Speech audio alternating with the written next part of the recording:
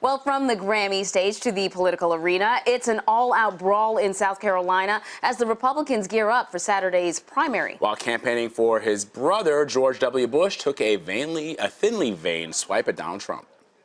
Strength is not empty rhetoric. It is not bluster. It is not theatrics. Real strength, strength of purpose, comes from integrity and character. And in my experience, the strongest person usually isn't the loudest one in the room. We're joined now by our senior political editor, Steve Chaggaris, and Betsy Woodruff from the Daily Beast. So, Steve, the Bush family is popular in South Carolina. The question will be, what will the impact of having George W. Bush on the campaign trail be for Jeb? Well, we'll see. I mean, the hope is that this breathes a little bit of life into Jeb Bush's campaign, which has been really lagging behind everywhere. He had a fourth place showing in New Hampshire. They hope that plus his debate performance and now the family coming into town and campaigning for him in South Carolina will give him a boost in South Carolina. I mean, you listen to the things that George Bush talked about. It was, he's had this dig at Donald Trump, but also talked a lot about faith and Jeb's faith, which is important in a state like South Carolina, which has a large evangelical population. So we'll see what happens there. It's really just going to be interesting to see if this has an effect on the campaign. I mean, the one thing that's interesting to me is that all the sound bites that are coming out of this event were from George W. Bush. We haven't really heard anything about what Jeb Bush said there. Yeah, that is an interesting observation. Yeah, Betsy, there's been a lot of talk about campaigning in South Carolina. It's a bit of a blood sport. Certainly the war of words between Donald Trump and Ted Cruz has definitely intensified.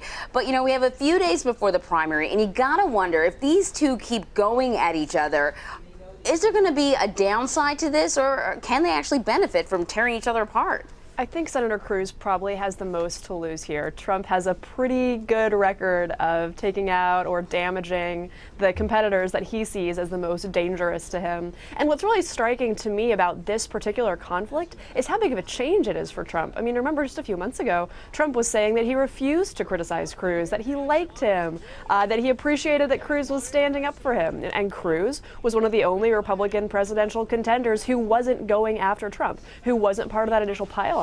But now, of course, Trump talks about Cruz like he's a war criminal. That's a massive shift. It's definitely not a situation where Trump seems to be feeling out Cruz as a potential vice presidential pick the way people might have been rumored, or the way rumors might have been going around a few months back. It's just a huge, huge change.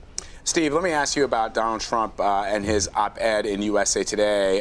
He has been slamming George W. Bush over 9/11, but in this op-ed, he wrote that as president, he would be supportive of using enhanced interrogation techniques. He writes, "The enemy is cutting off the heads of Christians and drowning them in cages, and yet we are too politically correct to respond in kind."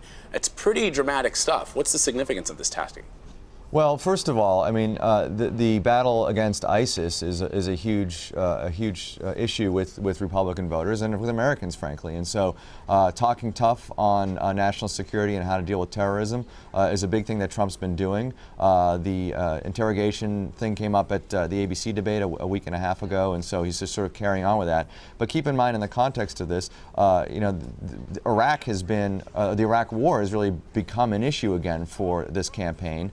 Tying it back to George W. Bush, tying it to Jeb Bush, who really didn't have a great answer on it when asked a few months ago about how he would deal with Iraq. And ISIS is a direct relation to what happened in Iraq. I think what this is Trump playing to the large military vote and the large veteran vote in South Carolina. A lot of those folks very interested in what happens with national security and foreign policy, and this is just sort of speaking to them. Yeah, and Betsy, to that point, just to follow on that, I mean, it's interesting that Donald Trump is the first Republican to call out, if you will, George W. Bush about the war in Iraq. Up until this moment, Republicans have not necessarily criticized him to the extent that Mr. Trump is doing.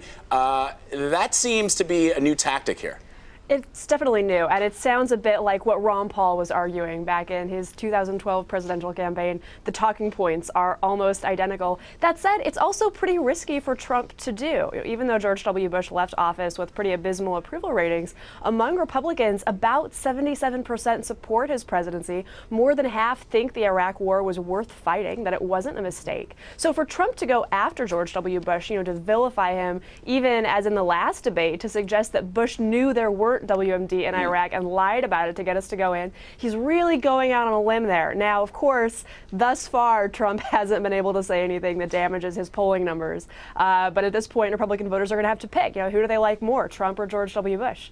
And we'll find out in a couple days, I guess, where they come down on that. So thanks to all of this, Jeb Bush has been able to get himself back into the conversation. But before this, we were talking about Marco Rubio. So, Betsy, I want to ask you, what would a third or a second place win in South Carolina mean for Marco Rubio? It would mean he lives to fight another day. What's interesting about Rubio's situation, of course, is that it's hard to actually pick out a single early primary state that he can win. And historically, you don't get to be your party's presidential nominee unless you win one of at least the first four. I mean, right now in Florida, Trump has more support than Bush and Rubio combined.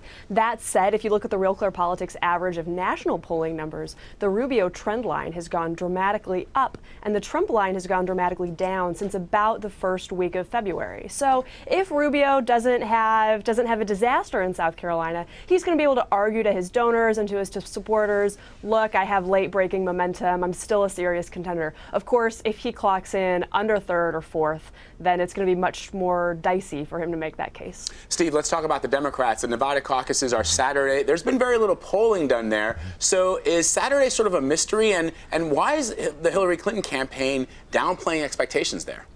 Well, there was this just sort of assumption that she was going to go into Nevada and roll through it because she won in 2008 there, and there's a larger minority population there than there were in Iowa and New Hampshire, and the suggestion is that she will do better among minorities.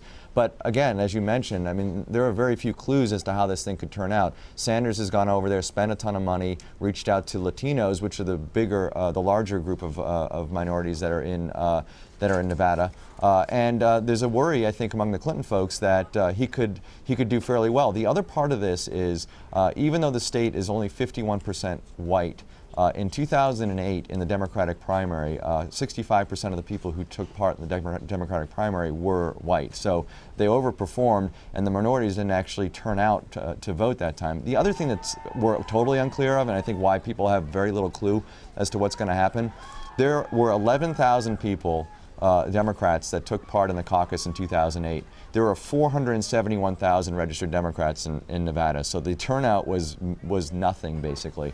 So we just, based on what we know, what's the turnout going to be? How many minorities versus white voters will there be?